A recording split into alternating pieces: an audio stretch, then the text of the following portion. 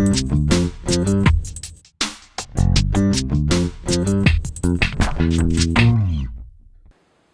I'm Stephanie Jaworski from joyofbaking.com. Today we're going to make shortbread cookies. Now this is a really easy batter to make. You can use a stand mixer like this with a paddle attachment, or you can use a hand mixer, or you can even just do it by hand. The first thing we need to do is to beat the butter. I'm using 1 cup of room temperature butter. That's 227 grams. I prefer unsalted butter because I like the flavor better and I like to control the salt. Now, the shortbread, a lot of the flavor, most of the flavor, comes from the butter. So try to use a good quality butter. There's a lot of both foreign and domestic brands that you could try. I just want to beat this until it's smooth and just on medium speed because we don't want to get a lot of air in the batter.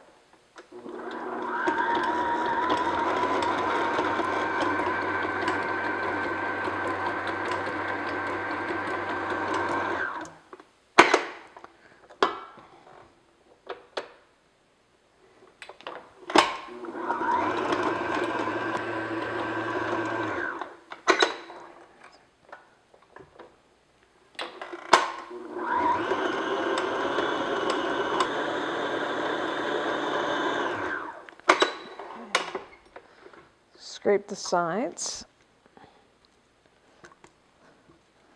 And then I'm going to add 1/2 cup, that's about 60 grams, of confectioner sugar, or maybe you know it as powdered or icing sugar. And this will give it a nice texture, keep the shortbread creamy smooth. You could use granulated white sugar if you'd like. And I'm also adding 1 teaspoon of pure vanilla extract. Try to use the pure because that's a lot better flavor than the imitations. So I'm just going to beat this until creamy and smooth.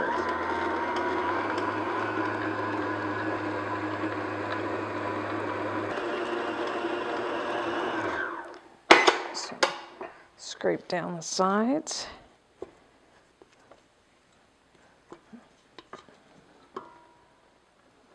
Make sure all that sugar is incorporated into the butter. And then I'm just going to beat it about a minute more, just at medium speed. You don't want too much air beaten in here.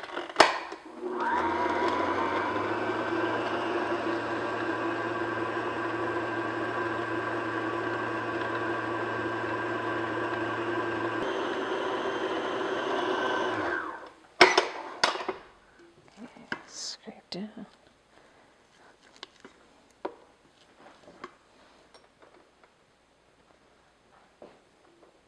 And the final step is you need 2 cups, that's 260 grams of white all-purpose flour, and I'm just going to whisk in 1/4 teaspoon of salt. If you use salted butter, then just leave out the salt. As you can see, there's not too many ingredients in a shortbread. And then I'm just going to beat that just until it's incorporated.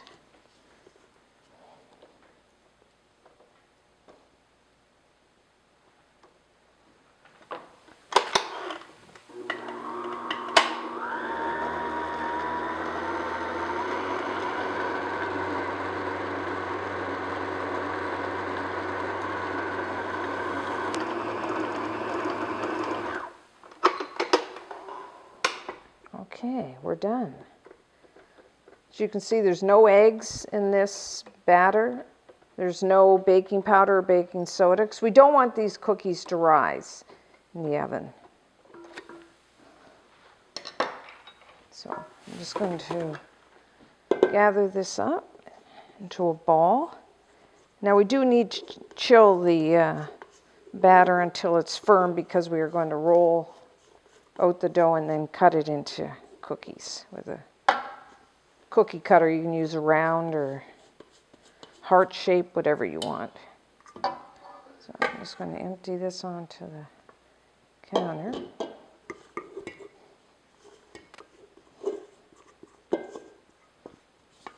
It's a stiff dough, as you can see.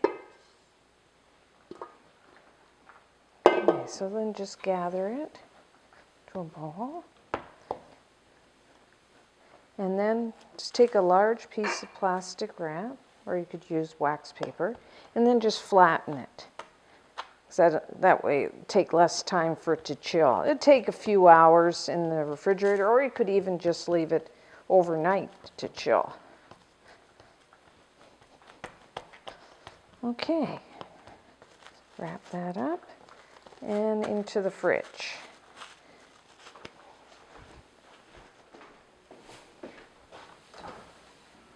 Our shortbread dough has now been thoroughly chilled. I think this is the most challenging part for most people, is the rolling out of the shortbread. And because if it's too soft, the dough sticks to the counter. If it's too hard, it cracks. So a lot of this is just experience. The more you do it, the more you get the feel of the dough. So first, lightly flour your surface. And then I'm just going to get this in around. Now, if this was, normally I would take out the shortbread dough, let it sit on the counter for about 10 minutes just to kind of soften, especially if you've had the shortbread dough in the fridge overnight chilling. And then just start with your rolling pin. You might just lightly flour that. You don't want to get too much flour. This makes the shortbread tough. And then just roll. Now I have some cracking. If this was really cracking a lot, you could just take, to soften this, you could just take your rolling pin and just bang, and that kind of softens it up. This is still a little cold. And if you got too soft or it's sticking all the time to the counter, then just put it back in the fridge for a few more minutes. So what we want to do is roll this to about 1/4 of an inch thick, which is about 1/2 a centimeter. It's not that critical. You don't have to get out your ruler or anything. It's just going to affect the baking time. And then always pick your dough up and move it and turn it so that if it sticks, you can just put a little more flour down. And then if you have cracking, don't worry about it. Just kind of put it back together and carry on. Just keep moving the dough as you go. You can see some cracks, but then as I roll, they kind of come together again. The more you do this and practice, the easier it becomes. You want the dough to be even thickness so that all your cookies are the same. So I find I just run my hand over it, and you can kind of tell if one part of it is a little thicker than the other.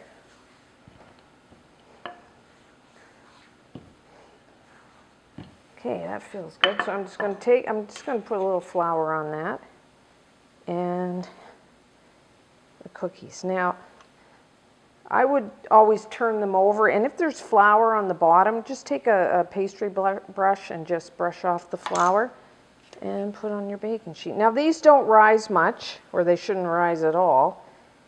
As you can see, don't worry if there's a little crack. And just brush that off. Sometimes if I find my dough has got soft, I will pop the cookies like this, just back into the fridge for about 10 minutes while I'm heating up the oven. And that'll firm them up, because you don't want, if you have a nice heart, you don't want that to spread while they're baking and then lose the shape. But this is still pretty firm, so I should be all right to just bake them off right away.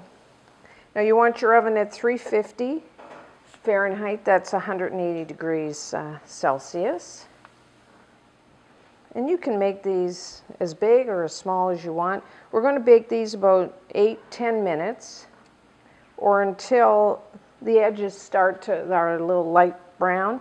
Now, the more you bake a shortbread, the crisper it will become. So, depending if you like them kind of more soft, bake them just until they're barely tinged with brown.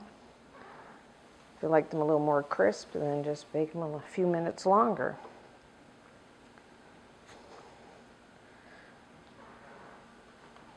And try to put your cookie cutter so that you can get as many cookies the first round before you gather it up, because the more you gather it up and roll it out, the softer it becomes, and then you need more flour so that the cookies are a little more tough. So I'm just going to put this first batch into the oven for 8-10 minutes. Okay.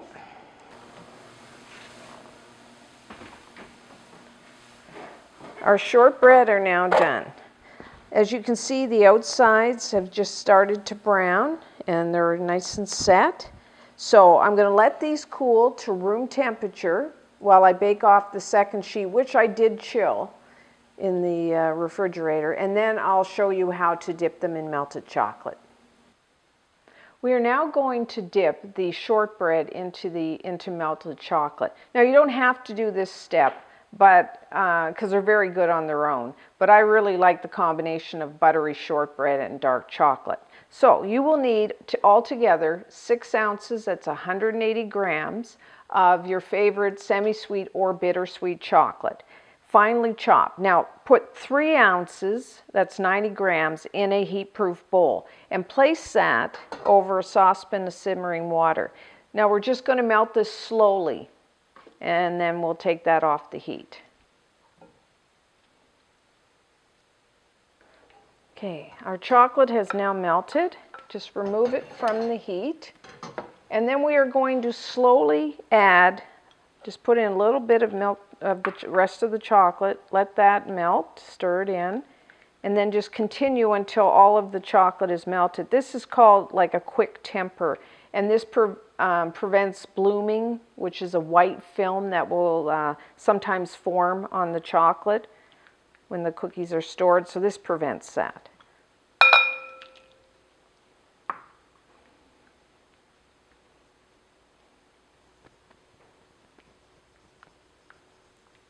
So our chocolate is now melted. It's nice and shiny. So just take a shortbread, and you can dip either the end or the whole side, whatever you want. So I'm just going to dip about half of it. And then you just scrape it off like that. Put it on the baking sheet. Do another one, dip the end if you like. So just have some fun with it. Do whatever you as much chocolate as you want on each cookie. When you've finished them all, just put all of the cookies on a baking sheet like this, put it in the fridge for the chocolate to harden, and you're done. So until next time, I'm Stephanie Jaworski of joybaking.com.